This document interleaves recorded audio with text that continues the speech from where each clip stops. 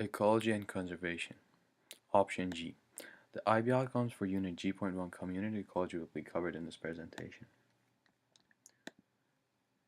Abiotic factors such as temperature and water, light, soil pH, salinity, and mineral nutrients affected plant distribution in a community. Sand dune community is chosen as an example to explain the effect of the mentioned abiotic factors. During summer,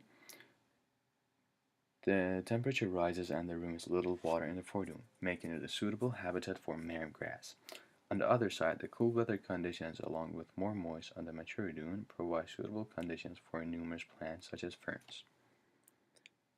Since the leaves of marram grass are adapted to reduce water loss and withstand heat, they live in an area with constant available sunlight, which is the foredune. The white leaves of ferns allows them to capture light in the shade, and that's why they live in a mature dune where most of the light is absorbed by the leaves of large trees such as oak tree and ash tree. The yellow dune, the soil in the yellow dune, has a 7.5 pH, which is suitable for marram grass in addition to lime grass. In the gray dune, the soil is more acidic, which makes it a good habitat for development of acid-loving heathers. Foredune has a salty environment, which is also beneficial for the development of marram grass and lime grass, and the gray dune has a less salty environment for the development of small shrubs and mosses and lichen. The mineral nutrients are also effective in the development of small shrubs, mosses, and lichen. Now, as the soil in the mature dune is full of mineral nutrients due to its thick layers over which is developed over many years, it supports the development of large trees such as oak tree and ash tree. These are the additional notes for temperature, water, light, soil pH, salinity, and mineral nutrients, how they affect plant distribution.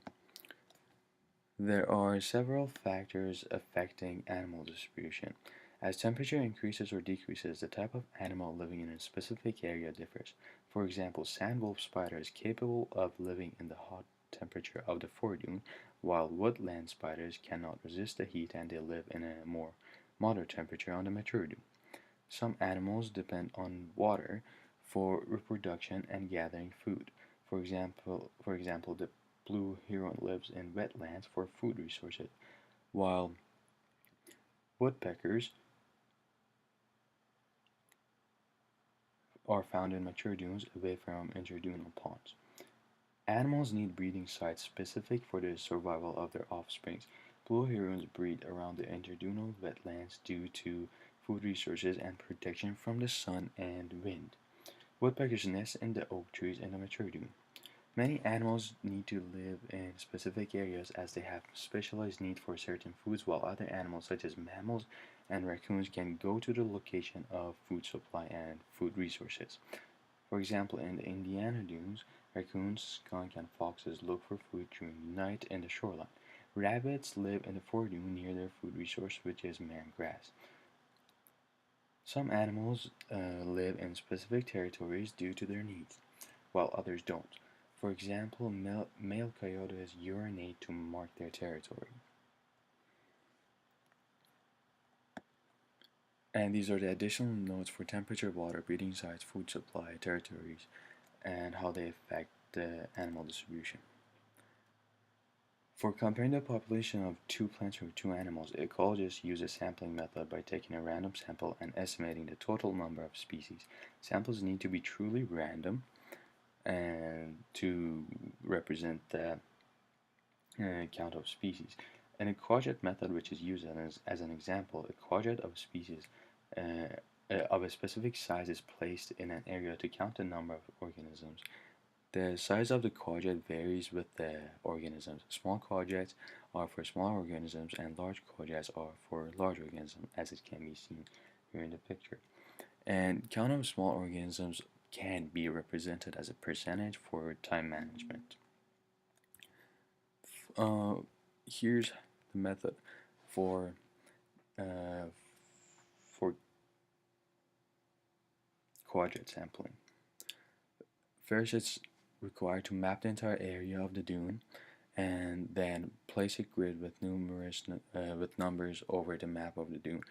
After that's done, this needs to be completely random. Therefore, a random number table, which would decide the random quadrats, needs to determine quadrats on the map of the dune. After that's done, the organisms in each sampled quadrat, which is already chosen, needs to be counted. After the number of the organisms is counted, the average needs to be taken by adding the numbers together and dividing it by the total number of sample quadrats. And this is how it would look in real life, actually doing the experiment. After the average is taken, then the average needs to be multiplied by the total number of quadrats to get the total population of these plants or species. For comparing two plants or animals, the same method needs to be done for both. Transect line, or the transect technique, is used for studying how the distribution of plants in an ecosystem is affected by abiotic factors. And to do this, a line or a tape needs to be laid at a right angle to the sea, which is mentioned here at a 90 degrees angle to the sea. And for between every 10 meter or 20 meters, a quadrat needs to be a label, and a quadrat needs to be laid there. After that, plant species or any specific species need to be identified and counted in a quadrat. Along with that, the abiotic factors which are chosen are also needed to be measured, such as temperature, light, soil pH, water, or mineral nutrients. After that, you can determine how these have a direct correlation and how they affect the distribution of different plants or other species in the dune. And this is the niche concept. The niche of an organism includes where the organism lives and what and how it eats. Every organism has a specific habitat unique to itself. The ecosystem is changed by the presence of the organisms. For example, green frogs live in the ponds of the Indiana dunes. They burrow in the mud and between the grasses on the edge of the ponds. The feeding activities of the organism also affect the ecosystem. Green frogs eat larvae of mosquitoes, dragonflies, and backflies, and the presence of green frogs help keep the population of these insects in check.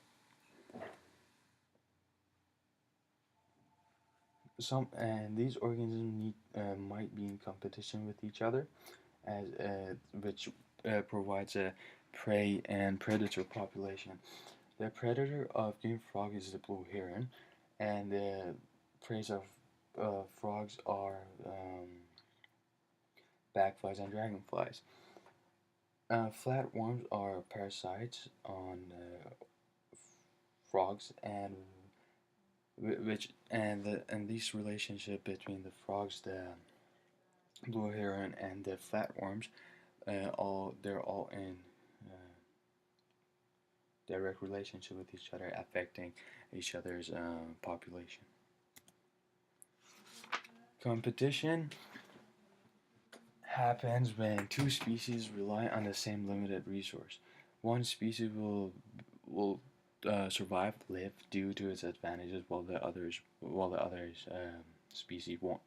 An example would be coyotes and red foxes competing for food supply in an environment. Another example would be natterjack toad and the common toad competing for limited habitat in an environment with limited habitat for both of the organisms. Herbivore is a primary consumer feeding on a producer. Example would be a rabbit feeding on the marram grass, and another example would be the monarch butterfly, uh, which feeds from the larvae of milkweed plants. Predation is a consumer eating another consumer. A very popular example would be the Canadian lynx and Arctic hare, where the Canadian lynx is the predator of the prey, which is the Arctic hare. This also provides a prey and predator cycle, which differentiates as time goes by. Another example would be the blue heron and frogs. As it can be seen in the picture, the blue heron eats the frog. Parasitism is an organism which lives in or on a host and depends on the host for food or a portion of it. Uh, Plasmodium carried by Anopheles mosquitoes is a parasite causing malaria in humans, and these malaria can be passed on from each organism to others. Leeches are also parasites living in ponds, and they puncture the skin of their host, and which is mostly human or other mammals. And as they go in, they release an enzyme which prevents blood from clotting. Mutualism is where two species live together and they both have beneficial effects for each other. Uh, Rhizobium bacteria, which lives in the root of uh, leguminous plants, fixes the nitrogen so that the plant can make proteins. And in return, the plant provides carbohydrates, which is used as a food resource for the bacteria. Clownfish stay near the sea anemone and lure other fishes from the presence of sea anemones. This allows the sea anemones to eat other fishes, and that allows clownfish to eat the remainings of the fishes eaten by sea anemones. The competitive exclusion has very basic principles. It states that no two species in a community can occupy the same niche. This is because when two organisms begin interspecific competition, one of the organisms will use the food resources to live. This is due to the advantages that one organism has. Since the food resources and other resources essential for the life of the organisms is limited, only one will live and the other will die. Fundamental and realized niches. Fundamental niche is a potential mode of existence given the adaptation of the species. And fundamental niche is the complete range of biological and physical conditions under which an organism can live. And that is more of like the ideal niche people, or in books it's written how the ideal niche would be for an organism. While a realized niche is the actual and the realistic mode of where the organism lives, which results from its adaptations and competition with other species. The new and narrower niche caused by abiotic factors and biotic factors is the actual niche which the organisms live in. Biomass is the total mass of organic matter measured in grams per meter squared per year. Matter consists of water, carbohydrates, lipids, and proteins.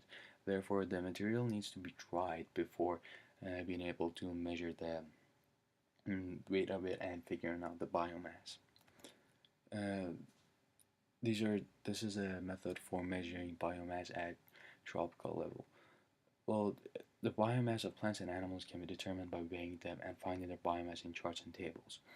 Um, to measure the biomass at tropical levels, first it's required to measure the total area of the ecosystem, and then divide the ecosystem into small areas, choose a plot to sample, measure the size of the plant species, then cut down the plants and vegetation in that area. Dry the samples in a circulating oven at 90 degrees Celsius and use a mathematical model to show the relationship between the weight and height of the species and its biomass. After that's done, then the height of height and the size of other plants can also be measured. And since the mathematical relationship or the ratio has already been determined, now the biomass can easily be figured out. For animals, traps needs to be set up and then the weight needs to be measured for organisms to find their biomass. And since there's already a mathematical formula, then referring to the chart would show the biomass. And before doing that, the average needs to be multiplied by plot, by the number of plots in the ecosystem, and that would give the biomass of the entire ecosystem, and that needs to be repeated yearly or monthly to find a change of biomass in the community over time. And that is the end of this presentation, which covers the IB outcomes for G1.